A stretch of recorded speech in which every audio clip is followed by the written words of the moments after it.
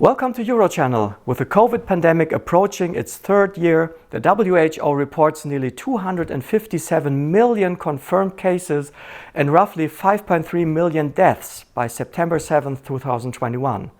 As we learn more about the disease, there is an accumulating body of evidence about the long-term sequelae in COVID-19 survivors. As a specialist in sexual medicine and sexology, I have been carefully observing the scientific literature on long COVID with regards to sexual problems. Well, it seems that sexual dysfunction and particularly erectile issues are putting another burden on many survivors. From personal experience, I can say that the first patients with these problems have arrived in my office. In this video, I'm going to explain how the infection is thought to compromise sexual health.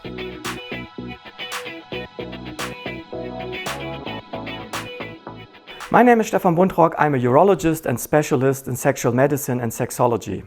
With the pandemic progressing, the sheer number of cases fuels an ever-growing body of medical reports and scientific literature about long-term consequences of the disease.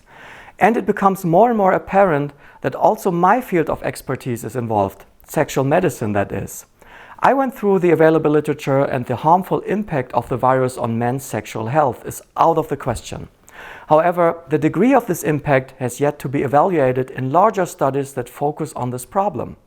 Especially erectile dysfunction seems to be a problem in a chronic health condition that can be observed in many patients after the acute infection. This condition has been named long COVID. A recent review published in Sexual Medicine Reviews focuses on the mechanisms that lead to sexual dysfunction. It is very important to keep in mind that sexual function is very vulnerable per se. Good sexual function may be viewed as an indicator of good general health, because as soon as anything is wrong, sexual function is most likely to suffer. This comprises conditions of the body and the mind, as certain mood states may have a detrimental effect. The list of symptoms in long COVID is long.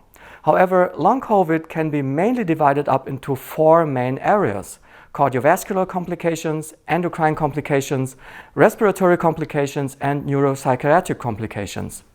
One of the very unfavorable features of the infection is the damage that it does to the function of blood vessels and nerves, leading to states of total exhaustion, fatigue, headaches, so-called brain fog. As I've mentioned in my earlier videos, sex requires a lot of mental energy. But with this general state of weariness, sex is probably the least thing on the personal agenda.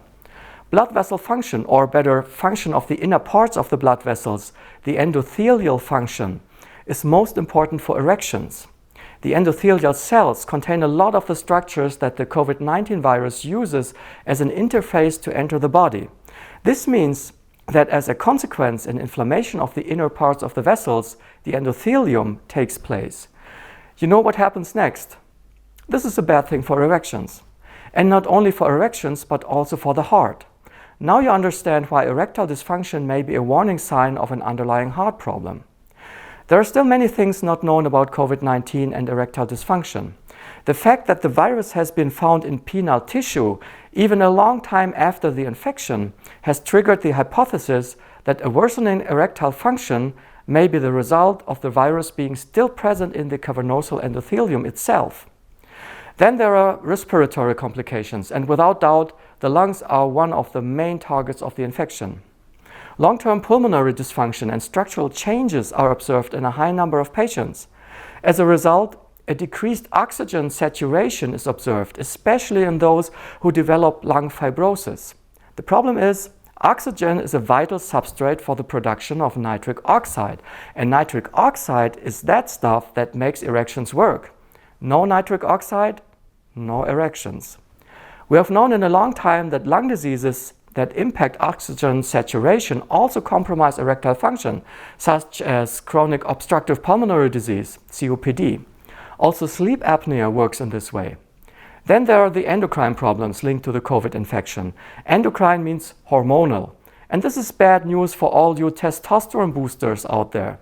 Reduced testosterone levels have been reported in long COVID patients.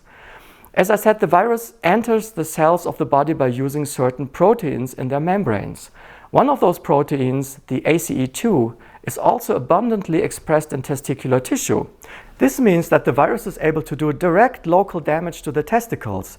And as many of you know, the testicles not only produce sperm, but also are responsible for 90% of the body's testosterone.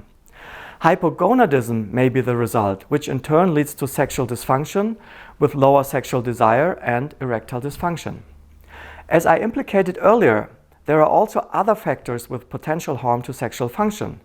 Many people have gained weight during the pandemic, and obesity with the metabolic syndrome is an important factor for sexual dysfunction as well.